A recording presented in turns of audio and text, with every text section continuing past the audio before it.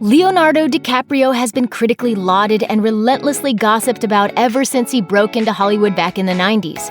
Yet curiously, little is actually known about this legendary actor and environmentalist. Well, fear not, from his controversial connections to his private island to his return ticket to space, here's the untold truth of Leo himself. Leonardo DiCaprio is well known to be a smoker, which isn't a huge surprise considering he's played so many roles on screen over the years where he expertly, if not glamorously, smokes cigarettes. But it's not just in the movies. Paparazzi photos over the years have shown the actor smoking in real life, proving that this one particular habit remains once the cameras stop rolling. Around 2010, DiCaprio admitted he tried to quit smoking by using a nicotine patch, but with no success, telling Parade, "I usually don't remember my dreams, but when I used a nicotine patch when I was trying to quit smoking, I did have blood-curdling nightmares of mass murders, and I woke up in the middle of the night and had to take the patches off." Having been given the pretty easy choice between blood-curdling nightmares and actual real-life health problems, however, the star has apparently decided to dial back on his habit. These days, he's traded his regular cigarettes for electronic ones, hitting his vape pen publicly without shame. He's been seen vaping at various Hollywood events and once even took a puff during an interview in 2017 promoting The Revenant. Leonardo DiCaprio is almost as renowned an environmentalist as he is an actor, but he has also faced criticism for his considerable carbon footprint. Why? Because he's been spotted using private jets and yachts, which aren't exactly the most fuel-efficient or eco-friendly ways to travel.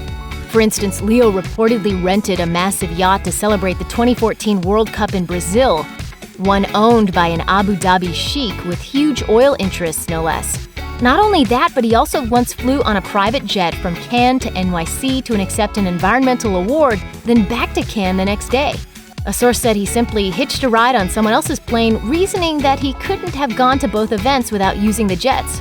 Yet critics nonetheless wondered, don't we all have to make sacrifices if we want to save the world? Still, DiCaprio claims to be doing what he can to protect Mother Earth. In 2010, he told Parade, "I've been driving a hybrid car for years now. My house is built green with solar panels. I admit I don't walk to work and I don't have a compost pile, but I'm trying to set an example." True to his word, he was photographed driving a Volvo hybrid SUV in 2019 and appears to have started flying commercial, too. The show goes on! One thing that appears to have remained a constant in DiCaprio's life is his connection with his friends. DiCaprio has had the same steady inner circle of pals since he was a kid growing up in Hollywood. He met fellow actor Tobey Maguire more than 30 years ago when he was just 12 years old, and they were both child actors in Los Angeles. The two were often photographed together partying in the 90s, along with actor buddies Kevin Connolly and Lucas Haas. The guys were seen together so much that in 1998, an NY magazine writer once gave them a fairly questionable nickname, one which Connolly later vehemently denounced as being a totally inaccurate portrayal of their friendship. With my hand on the Bible, I swear to you, never, ever, ever, in any capacity, have myself or any of our friends ever referred to ourselves as the pot. Whatever you want to call them, the guys have remained close. DiCaprio was a pallbearer at Connolly's mother's funeral, showed up to watch Maguire's daughter perform in a school play, and is often spotted joking around with Haas on the streets of New York. When the then Prime Minister of Russia, Vladimir Putin, hosted a summit in St. Petersburg to discuss saving the world's endangered tigers, he summoned leaders from 13 countries, representatives of a number of wildlife organizations, and Leonardo DiCaprio. While Leo faced significant delays in his trip to the Russian city, Putin nonetheless called him a real man and praised him for his perseverance. At the time, he told DiCaprio, "I would like to thank you for coming despite all the obstacles. A person with less stable nerves could have decided against coming, could have read it as a sign that it was not worth going." DiCaprio reportedly revealed to Putin that he is part Russian and always wanted to take his grandmother to St. Petersburg. Putin reportedly assured the actor that St. Petersburg would make him proud of his Russian roots. After the friendly exchange, DiCaprio reportedly told a German newspaper that he'd love to play Putin on screen, saying he found the man, in his words, very, very, very interesting. However, Leo also made sure to carefully define his relationship with the highly controversial leader. He told Germany's Welt am Sonntag newspaper, "My foundation has provided financial support for several projects for the protection of these big cats. Putin and I talked only about the protection of these magnificent animals, not politics." DiCaprio has also gotten buddy-buddy with other world leaders over the years, mostly due to his environmental work. In the past, he's managed to score meetings with both President Barack Obama and Pope Francis to discuss climate change. Obama once invited DiCaprio to the White House's South by South Lawn Festival and allowed the actor to interview him. When Leo asked Obama what terrified him about climate change, the president painted a frightening picture of the world's future. He explained, "A huge portion of the world's population lives near oceans. If they start moving, then you start seeing scarce resources becoming the subject of competition between populations. This is the reason why the Pentagon has said this is a national security issue. This isn't just an environmental issue." When DiCaprio arrived at his private meeting with the Pope, the actor graciously kissed the Supreme Pontiff's hand and apparently spoke to him in perfect Italian. The two reportedly spoke about environmental issues and exchanged heartfelt gifts. As DiCaprio departed, the leader of the Roman Catholic Church asked the actor to pray for him.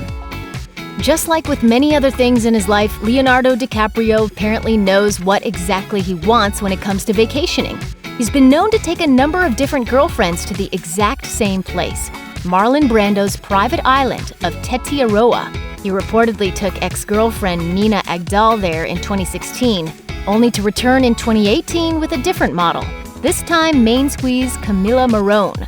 A source also claimed he brought models Tony Garn and Kelly Rohrbach there. The island, which runs about $4,800 a night for a two-bedroom villa, is an eco-friendly resort that uses solar energy and seawater air conditioning, according to Page 6. Since Leo goes back there so often, it's clear he feels a genuine connection with the island of Tetiaroa.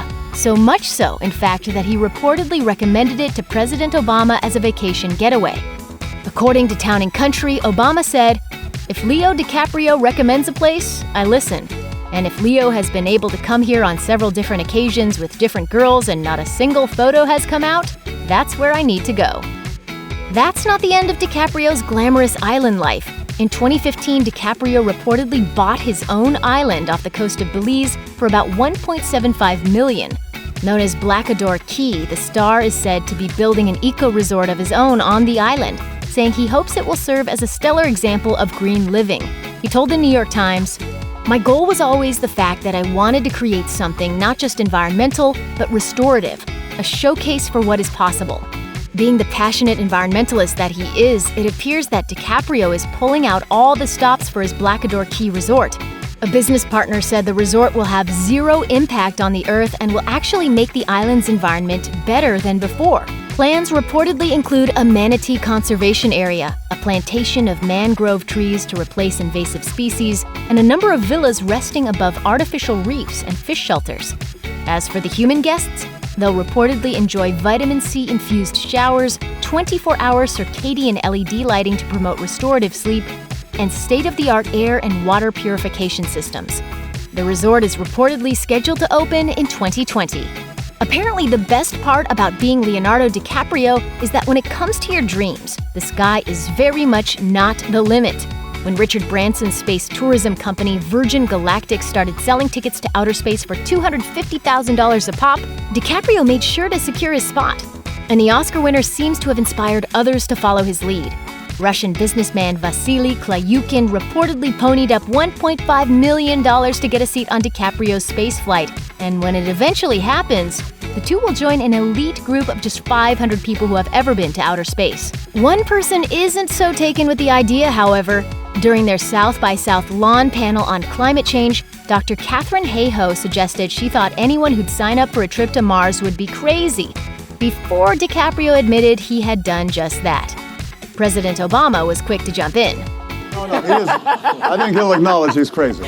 While he's been known to smoke cigarettes and doesn't shy away from a drink or two, DiCaprio says that he's never experimented with hard drugs, though the characters he plays often have. He's all too familiar with what they can do to people. In 2014, he told the Los Angeles Times, "I saw this stuff literally every day when I was 3 or 4 years old, so Hollywood was a walk in the park for me. I'd go to parties and it was there, and yeah, there's that temptation. Hollywood is a very volatile place where artists come in and they essentially say they want to belong.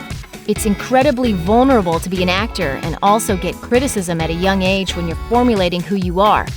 We've seen a lot of people fall victim to that, and it's very unfortunate." Having been a certified movie star since the 90s, Leonardo DiCaprio is no stranger to the celebrity surveillance state that is modern media. Now that everyone carries a camera and paparazzi have telephoto lenses, there are few places for a star like Leo to hide. But contrary to what you may think, DiCaprio says he still goes out whenever he wants. He told Esquire, "People are always like, it must be so hard for you not to be able to leave your house. I'm like, no, I go where I want and do whatever I want all the time." You have the feeling that they want to protect you from what they imagine your life to be like. And it's true, too. Leo is one of those famous folks who often go out sporting various disguises, usually some combination of hats, sunglasses, and hoodies. His low profile has also helped preserve an air of mystery around the actor, who's been described as one of the last real movie stars, a celebrity who makes quality films but about whom little is known. Some say his choices have helped him save his sanity. As Great Gatsby director Baz Luhrmann told Esquire, "Nobody knows the kind of fame that Leonardo knows, and it's far more common for people to become deranged by it. It's generally quite toxic, but somehow it hasn't been toxic for Leonardo. He's been very good at making choices for his self-preservation." Check out one of our newest videos right here. Plus, even more Nicki Swift videos about your favorite celebs are coming soon. Subscribe to our YouTube channel and hit the bell so you don't miss a single one.